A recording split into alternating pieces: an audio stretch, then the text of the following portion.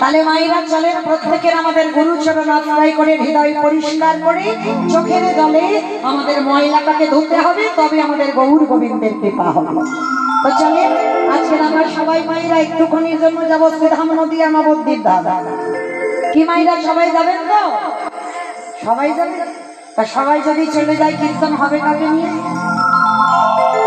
দেখলে সব মঞ্চে চলে যাবে, তাহলে কীর্তন হবে কাকে নিয়ে? কে শ্রোতা না থাকলে কীর্তন হয়? তাহলে কেউ যাবো না নাকি? যারা ইউটিউব করছে ওরাই কজন শুধু থাকবে না? ওরাও চলে যাবে। তাহলে কেউ যাবো না, কারণ এই রাত্রিবেলা বাবা যদি এক্ষুনি নবদ্বীপ যেতে চাও তোমার স্বামীর অর্ডার নিতে হবে, ছেলে বৌমার অর্ডার নিতে হবে, তারপরে তুমি যেতে পারবে। কিন্তু একজনকে কোনো কৈফিয়ত দিতে হবে না, অর্ডারও নিতে হবে না। সে কে? মন। মন হচ্ছে স্বাধীন। তাহলে চলেন থাক দেহগুলো সব স্বামীর ঘরে, দেহগুলো ছেলেপুলে মানুষ করুক, ওই গরুর গোয়াল পরিষ্কার করুক, থালা বাসন মাজুক, আর ঘর দাবা পরিষ্কার করুক, আর আমাদের মনগুলো নিয়ে যাই সুরধনী গঙ্গার তীরে।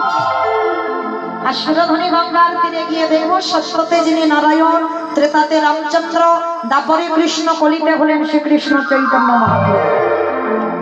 যেদিন আমার প্রভু নদিয়ায় এলেন, নদিয়ার ভাবটা কেমন ছিল? বৈষ্ণব মহাজনেরা বৈষ্ণব পদ লিখেছে মা, কত সুন্দর।